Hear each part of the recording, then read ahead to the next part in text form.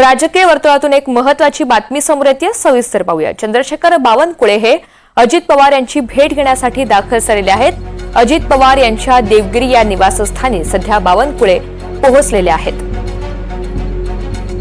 तर मंत्रिमंडळ विस्तारासंदर्भात माहितीमध्ये मोठ्या प्रमाणात घडामोडी घडत असतानाच चंद्रशेखर बावनकुळे आता अजित पवार यांच्या भेटीसाठी देवगिरी निवासस्थानी पोहोचलेले आहेत। भाजपची यादी फायनल झाल्याची माहिती समोर येते। दुसरीकडे शिंदेंची सुद्धा यादी ही फायनल होण्याच्या मार्गावर आहे आणि दुसरीकडे आपण पाहतो अजित पवार यांच्या भेटीसाठी आता बावनकुळे पोहोचलेले आहेत। भाग्यश्री प्रधान या सगळ्या संदर्भात अधिकची माहिती देतील। भाग्यश्री, भेटीचं नेमकं कारण काय?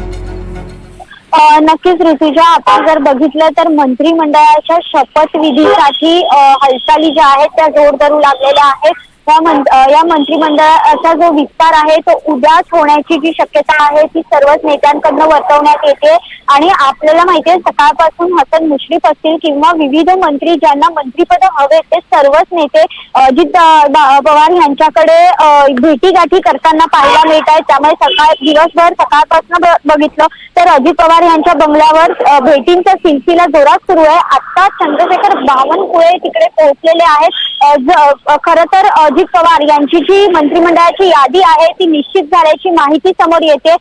मात्र नेमके कोणाला पद द्यायचे, नेमकं काय चर्चा या संदर्भात, कोण कोण मंत्री बनू शकतो, कोण कॅपॅबिलिटी कोणाची चांगली आहे या संदर्भात जी चर्चा आहे ती करण्यासाठी तसंच पुढचे राजकीय डावपेच आखण्यासाठी चंद्रशेखर बावनकुळे अजित पवार यांच्याशी चर्चा